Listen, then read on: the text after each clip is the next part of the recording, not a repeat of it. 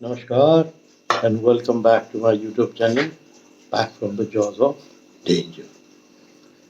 आज D2 की जो स्टोरी है उसका पार्ट 4 है. This is the last part. उसके 3 पार्ट पहले हो चुके हैं, जिसमें जो सबसे पहला पार्ट था, कुछ लोग थोड़ा कंफ्यूज हो गए. वो पार्ट 1 था डिकाला's Majestic Handsome and Stubborn Tiger D2. That was part 1. Part 2 था D2's first human kill, David Hunt, the British bird watcher. Part 3 था D2's second human kill and foresters declare him a confirmed man-eater. और आज इसका last part 4 है D2's capture, his journey to Lucknow Zoo and the end of this magnificent and stubborn tiger. ठीक है, तो जैसा कि आपको बताया कि D2 की कैप्चर की जो जर्नी है, D2 को दूसरे किल के बाद जब डिक्लेयर कर दिया गया कि वो अथॉरिटीज़ ने डिक्लेयर कर दिया कि वो मैनेटर हो गया, तो उसके लिए फिर ये तय हुआ कि उसके लिए पिंजड़ा लगाएंगे. पिंजड़े जैसे लगते हैं कि उसको पत्तियों से, झाड़ियों से कामाफ्लाज करके अंदर जो है बेट लगा दिया जाता है. बेट में क्या रहता है? भैंस का बच्चा. उसको वहाँ लोकल लैंग्वेज में कटरा भी बोलते हैं बेट को. कि भाई उसको अंदर बांध देंगे और वो आवाज़ करेगा. उसकी आवाज़ से अगर D2 आता है और फिर वो ट्रैप का डोर होता है. जैसे ही D2 अंदर घुसेगा, भैंस के बच्चे को पकड़ेगा, वो ट्रैप डोर नीचे आके शट हो जाएगा और कोई भी जानवर है वो जब ऐसे पिंजड़े में घुसता है तो वो कैद हो जाता है. और यही प्लान था कि उसको डालें, तो वो पिंजड़ा उन्होंने रुकवा दिया. अब D2 की इंटेलिजेंस देखिए आपने, वो सब देख रहा होगा. कहते हैं ना कि शेर को आप देखने जंगल में जाते हैं, शेर अंदर से सब देखता रहता है. ये मेरे फादर भी बोलते थे कि बिवेयर, या आप जा रहे हो टाइगर के पीछे या लेपर्ड के पीछे, अक्सर ऐसा होता है कि आपको दूर से वो देख लेता है. उसकी स्पेलिंग पावर, उसकी साइट बहुत तगड़ी होती है. और क्योंकि वो कामाफ्लाज करके अपने को कहीं भी छुपा लेता है, छुप के हमेशा आपको देखता रहता है.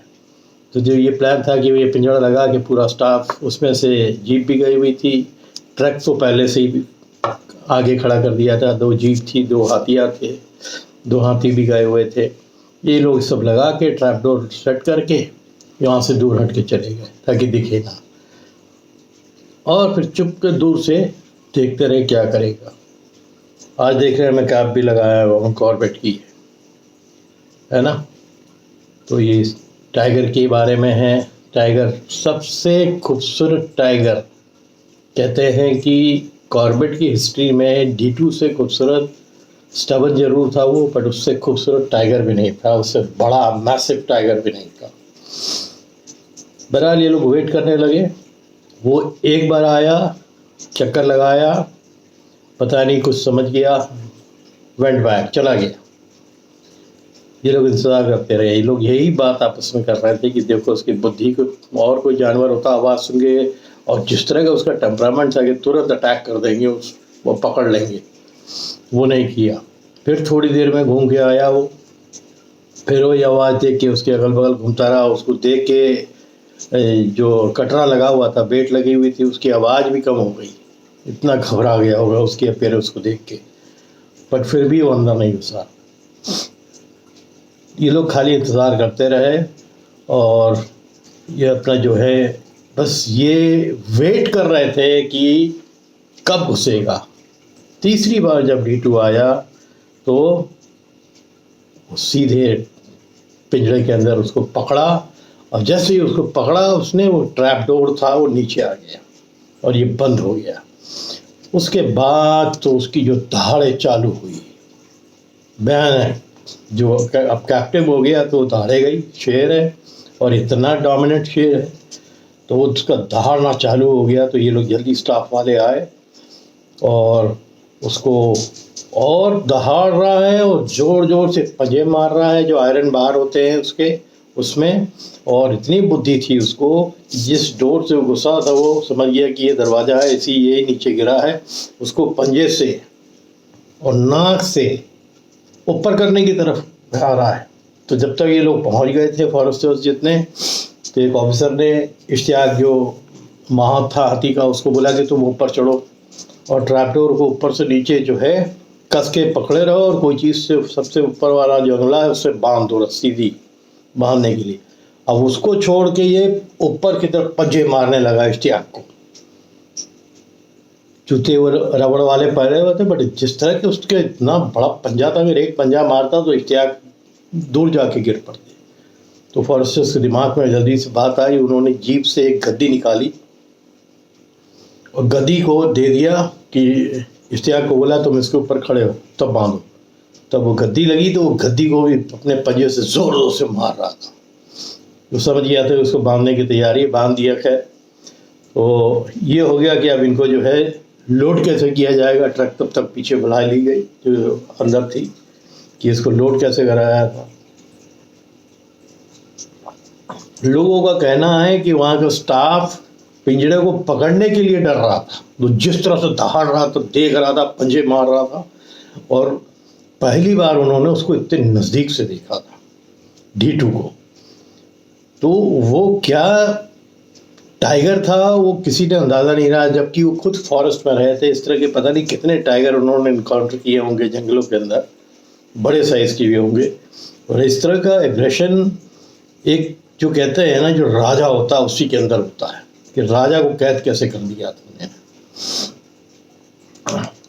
और दांत से भी पकड़ रहा था, तो इन लोगों को ये लग रहा था ये अपने को इंजर्ड ना कर दे, तो उसको जल्दी से शिफ्ट करना पड़ेगा। फिर जैसा होता है सिस्टम उसके ऊपर उन्होंने कहा कि ये ऐसे काबू में आएगा नहीं, अपने को इंजर्ड कर देगा। तो A.N. सिंह थे, उनके पास ट्रैंक्विलाइजर वाला होता था, क्योंकि पिंजड़ा जो है बहुत सक्रिय होता है तो उसमें मूवमेंट जल्दी नहीं कर सकता था। पीछे का अगर हिस्सा है तो उन्होंने इंजेक्शन लिया, उसको ट्रैंक्विलाइज कर दिया। जब उसको ट्रैंक्विलाइज कर दिया और दवा ने थोड़ी देर में उस पर असर करना चालू करी तो वो धीरे धीरे शांत हुआ। जब शांत हुआ तो फिर उसको वो पिंजड़े को उठा के ट्रक में डाला और फिर भी जो बेसिक इनकी उस पर उसको देखना था, चेक करना था, इंजरी चेक करनी थी, वो जो भी उनका तरीका होगा उन्होंने किया। और फिर ये तय हुआ कि यही ट्रक है जो इसको लेके सीधे लखनऊ ज़ू चली जाएगी। तो D2 बहुत डेंजरस हो गया था। अभी में तो कुछ नहीं है, अभी तो कैप्चर हुआ है और पूरा टाइम वो आवाज़ निकालता रहा और बड़ी भयानक आवाज़, जो स्टाफ कहते हैं ना कि कह रहे कि वो आवाज़ हमने शायद ही किसी शेर के अंदर सुनी होगी। वो दहाड़, इस तरह वो दहाड़ रहा था। एक तो उसको आपने जो है कैप्टिव बना लिया उसका, और अंदर से भी वो बार बार पंजे मार रहा था, बट तब तक शायद दवा ने पूरा असर कर दिया तो आंखें उसकी गिरने लगी और फिर वो सो गया। फिर इनको ले गया होगा, जो भी जांच पड़ताल उसकी हुई होगी उसी ट्रक के अंदर, और उसको फिर सीधे यही हुआ कि इनको सीधे जो है लखनऊ के लिए डिपोर्ट कर दो। तो इनको लखनऊ भेज दिया गया और छोटे से बाड़ा था जिसमें बहुत सक्रिय बाड़ा था, जैसे लाए थे वैसे ही एक बाड़ा था, उसी को शायद शिफ्ट कर दिया था। और जो राइटर हैं मिस्टर अकील फारूकी, ये जब पहुँचे हैं उसको मैं एक बार आपको बता देता हूँ। ये अकील साहब है, इन्हीं ने ये कहानी लिखी है और ऊपर इश्तियाक है। ये जितनी कहानियाँ हैं ये इश्तियाक है। ये इश्तियाक हर इंस्टेंस में था, उसी ने इश्तियाक ने ही ये जो महावत था हाथी वाला, जो उसकी एक्सपर्ट हथनी थी रंबा, उसी ने कहानी बताई। तो फिर जब लखनऊ में वो भी रहते थे, अकील साहब लखनऊ में रहते हैं, तो ये उसको देखने लखनऊ ज़ू गए। तो उस समय तो खैर पब्लिक से तो उसको दूर रखा गया था, तो उसको जिस पिंजड़े में डाल दिया था उसके बाहर एक जो जिस सेल में डाला था उसको, जो उसके कीपर ने बताया कि साहब वो देखिएगा, आप झांक के देखिएगा तो आपको अंदर जो केज उसका जो था उसमें आपको दिखेगा। तो ये कह रहे हैं कि जब मैंने बड़ी मुश्किल से को अंदर तो अंधेरा था, मेरे को दिख नहीं रहा था, तो जब मैंने एक बार उसको झांक के देखा तो मेरे को एक पीली आँख दिखी जो घर, यानी वो देख रहा था कि कौन आने वाला है। उसको तो अंधेरे से सब दिख रहा था, अब इनको नहीं दिख रहा था। ये थोड़ा नज़दीक जाके आँख बड़ी करके उसको झांक रहे थे वो गुस्से से उठा और उसने जोर से पंजा मारा बार के ऊपर, फिर से खिड़की के बार के ऊपर जो थी। कह रहे थे कि मेरी तो हालत ये शिवर कर गए, ये इतनी बड़ी एक पिंजड़े में बंद जानवर का दहशत। तो कह रहे थे कि मैंने भी बहुत टाइगर्स देखे हुए हैं, पर ऐसी दहाड़ कभी नहीं सुनी, और वो जो एक आँख के अंदर गुस्सा कभी नहीं देखा। तो एक टीटू एक विशालकाय टाइगर था, ताकतवर टाइगर था, और आप ये अंदाज़ा लगा सकते हैं कि पिंजड़े के अंदर आदमी जो इतना डर जाए, तो अगर ओपन पे जब अटैक किया होगा उसने, चाहे जानवर हो चाहे वो इंसान हो, उसकी क्या हालत होती होगी। एक 300 किलो के आसपास का जानवर अटैक करे तो उसकी क्या हालत होती होगी। तो फिर ये तय हुआ कि इनको यहाँ से, क्योंकि इनके पास उस समय कोई केज खाली नहीं था, तो इन्होंने ये तय किया कि यहाँ से इसको कानपुर ज़ू में नया नया बना था, उसके इंक्लोजर्स भी बड़े बड़े थे, इसको ट्रांसफ़र कर दिया जाएगा। इसको ट्रांसफ़र किया गया। तो शुरू में इसने खाना जो भी दे रहे थे ना, वो भैंस का मीट देते थे, तो वो खाया नहीं इसने। फिर जो उस समय के डायरेक्टर थे ज़ू के, उन्होंने ये प्लान किया कि इसको भाई कि तो ऐसे नहीं खाएगा दे तो कमज़ोर हो जाएगा और मर जाएगा बहुत जल्दी। तो इसको ज़ू के अथॉरिटीज़ ने एक नीलगाय का बच्चा लाइव जिंदा केज के अंदर डाला, उसको तुरंत इसने दबोच दिया और फिर वो खाया। बट प्रॉब्लम क्या आ रही थी कि आप जिंदा जानवर को ज़्यादा किसी भी टाइगर को, लायन को खाने को नहीं दे सकते। जो उनका रूल होता है, जो भी ज़ू अथॉरिटीज़ का रूल होता है, वो आपको फॉलो करना है। तो पर धीरे धीरे इसने फिर जो बार बार तो कोई जिंदा शिकार ला के इसको देंगे नहीं कि अंदर डाल देंगे तो ये मार देगा, बट फिर वो लोग भी, जानवर भी अंदर जब कैप्टिव हो जाता है उसके बहुत मजबूरियाँ होती है, धीरे धीरे उसकी हेल्थ के अंदर डाउनफॉल आती ही आती है। जंगल के अंदर घूमना एक राजा की तरह, जहाँ वो डोमिनेट करता था पूरे इलाके को, कि दूसरे टाइगर्स अगर आते थे उसको देख के भाग जाते थे, उसके धाड़ को देख के, उसके अपीयरेंस को देख के, उसके गुस्से को देख के। तो जो कानपुर का ज़ू कीपर था वो कह रहा था, साहब जब इसको बड़े वाले बाड़े में छोड़ा गया था और ये दाड़ के आता था ना साइड पे, तो लोग डर से पीछे हो जाते थे और भाग लेते थे। तो ये तो पिंजड़े के अंदर उसकी अपीयरेंस कितनी डेंजरस होगी आप अंदाज़ा लगा सकते हैं। और फॉरेस्ट में जब इसने अटैक किया होगा 2 आदमी के ऊपर, या इससे पहले जो वन गुर्जर के ऊपर अटैक किया होगा, जो बात छुपाई गई या उन्होंने रिपोर्ट नहीं की, तो क्या मंजर रहता होगा, आप सोचिए जरा। फिर एक वहीं की टाइग्रेस थी जिसका नाम शायद तारा था, सुंदरी था, उसने इसको साथ में इसके रखा गया। फिर उससे डीटू को 2 बच्चे हुए। बट जिस तरह का टेम्परामेंट था ना, वो बार बार कैप्टिविटी, जो एक खुले में रहने का आदी हो एक जानवर, वो पसंद नहीं करता है। तो डीटू को भी पसंद आ नहीं रहा था। धीरे धीरे उसकी हेल्थ डिटेरियोरेट हुई, गिरी, और उसको एक इन्फेक्शन भी हो गया, शायद पूंछ से हुआ या कहीं से हुआ। ये स्वाभाविक था कि कैद खाने में रहना किसी को इस तरह के डोमिनेंट टाइगर को पसंद नहीं होगा। तो बट हमारे हिसाब से, और फिर उसी में कानपुर में ही उसकी डेथ भी हो गई। वो रहा 1-2 साल रहा, बट जल्दी ही उसकी डेथ हो गई। जो मेरे हिसाब से उसको मुक्ति मिल गई। जिस कंडीशन पे वो रह रहा था, बार बार गुस्सा करता था, कोई भी आता था उसके ऊपर लपकता था केज के अंदर से, तो अथॉरिटीज़ भी जानती थी कि ये स्ट्रेस ले रहा अपने ऊपर, ये पॉसिबल नहीं कि बहुत ज़्यादा लंबा ले पाए। और मरने के बाद भी लोग कानपुर के उसको याद करते थे, बड़े लोग उसको देखने आते थे, उसके अपीयरेंस की वजह से, उसके रौब की वजह से, उसकी दहाड़ की वजह से, उसकी खूबसूरती की वजह से। पर जो भी ऊपर वाला भेजता है, जो पैदा होके आता है, उसको एक दिन जाना है। अब तो D2 के साथ भी यही हुआ। और इसी तरह D2 जैसा फेमस और स्टबर्न टाइगर, D2 का मतलब ही स्टबर्न, की कहानी का अंत हो गया। और लोग आज तक जिन्होंने D2 को देखा होगा कॉर्बेट के अंदर डिकाला एरिया में, और फिर मैं एक स्टोरी डालूंगा कि D2 का एक बच्चा था वहीं, तैमूर, जिसका नाम फॉरेस्टर्स ने जितने नाम दिए हैं ना वहाँ के ऑफिसर्स ही दे देते हैं, ऐसा दे नहीं है कि कॉर्बेट में वो रूल नहीं है T1 T2 T3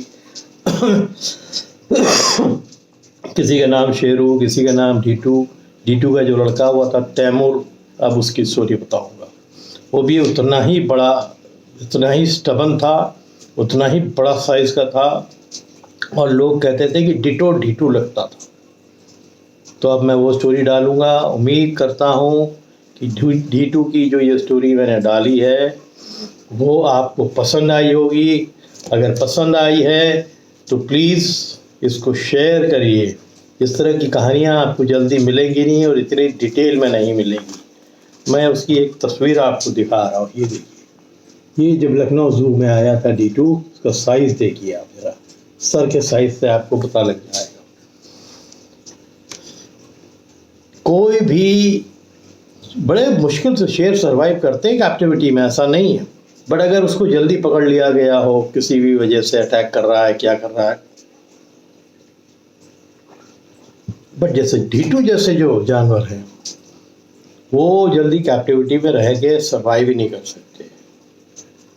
तो ये बहुत ही अच्छी स्टोरी थी। ये पहली मेरी स्टोरी है जिसको हमें 4 पार्ट्स में बांटते हैं, और ये पार्ट में वही है, D2's capture in journey to Lucknow zoo and thereafter end of the magnificent journey of D2। तो इसको मैं डालूंगा, आप लोग ज़रूर देखिएगा, कमेंट्स दीजिए ज़रूर। आपको लगता है कि अगर मैं अच्छा स्टोरी दे रहा हूँ, अच्छी स्टोरियाँ आपको पहुँचा रहा हूँ, तो कमेंट दीजिएगा ज़रूर। और एक बार फिर मैं बहुत थैंकफुल हूँ वकील फारूकी साहब का कि उन्होंने मेरे से बोला कि मेरी बुक है, it is so good, because वो कॉर्बेट के बहुत फ्रीक्वेंट विजिटर थे।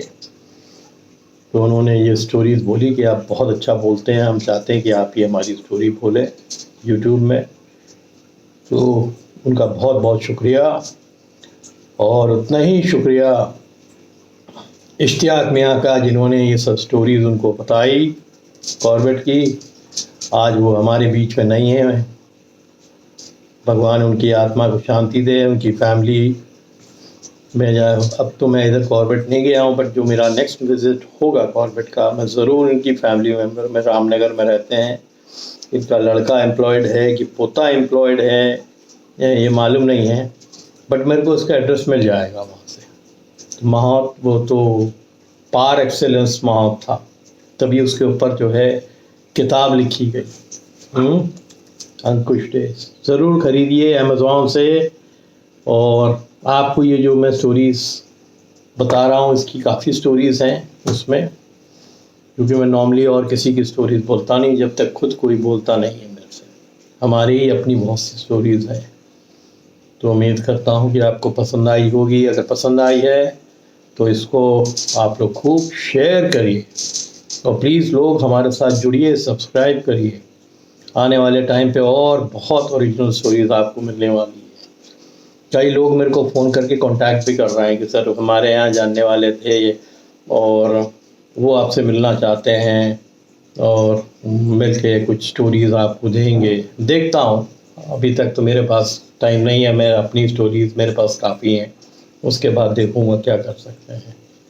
ठीक है, तो तब तक के लिए आप लोग सब हेल्दी रहिए एंड तगड़े से रहिए। Thank you.